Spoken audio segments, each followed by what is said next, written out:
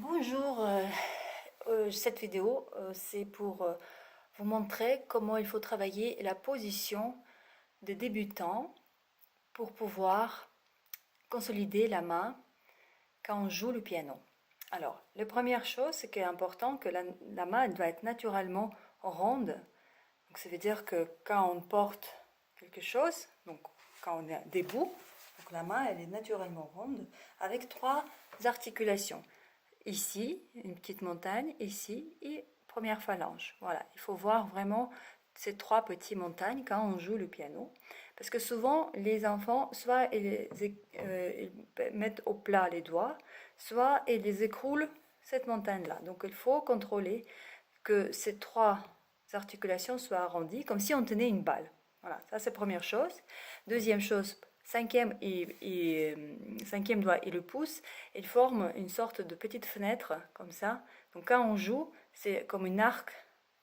Cinquième et le pouce, il tient toujours presque debout, parce que c'est des doigts qui sont courts, donc il ne doit pas être écarté, il doit s'aligner avec les autres doigts, comme ça. Donc en fait, ça forme une petite fenêtre ici, et donc quand on ouvre, c'est toujours aussi une petite articulation ici qu'on voit. Donc tout est crochu. Voilà. Et donc, essentiellement, ça c'est la position des doigts. Donc il faut toujours avoir de l'air, on va dire, l'espace entre les notes. Jamais écrasé. Et puis le poignet, il ne doit pas être en bas du tout.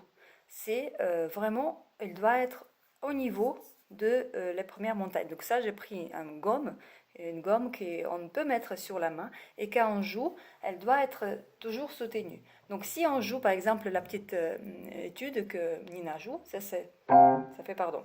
Ça.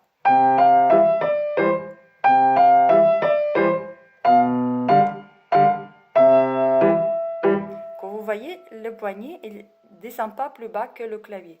Si c'est comme ça, la gomme, vous le verrez bien, donc elle va tomber. Voyez? Si ça s'écroule, elle tombe. Donc voilà, ça vous pouvez faire cet exercice avec la gomme. Ça c'est première chose. Deuxième chose, c'est que ce poignet, il doit être bien solide et souple en même temps, mais pas écroulé. Voilà, donc contrôlez ça. Et dernière chose, c'est la pointe des doigts. Donc elle doit se mettre vraiment sur le petit coussinet près de l'ongle qui est fait articuler comme si c'était les marteaux ou les petites fers de cheval. Voilà, donc ça, il faut bien contrôler cette chose-là. Et ma gauche, ce serait pareil. Donc les deux mains, elles sont en équilibre, deux pommes.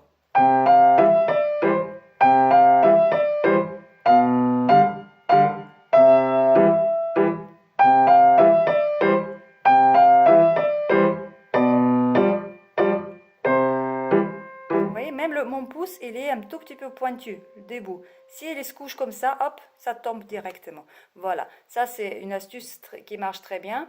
Et puis, dessous, j'ai dit aussi aux élèves que c'est autoroute. C'est comme un pont qui ne s'écroule jamais. Hop, si on s'écroule, ça veut dire qu'on écrase tout ce qui roule dessous. Voilà, bah écoutez, j'espère que ces explications, ça va vous aider pour contrôler la position. Bon courage!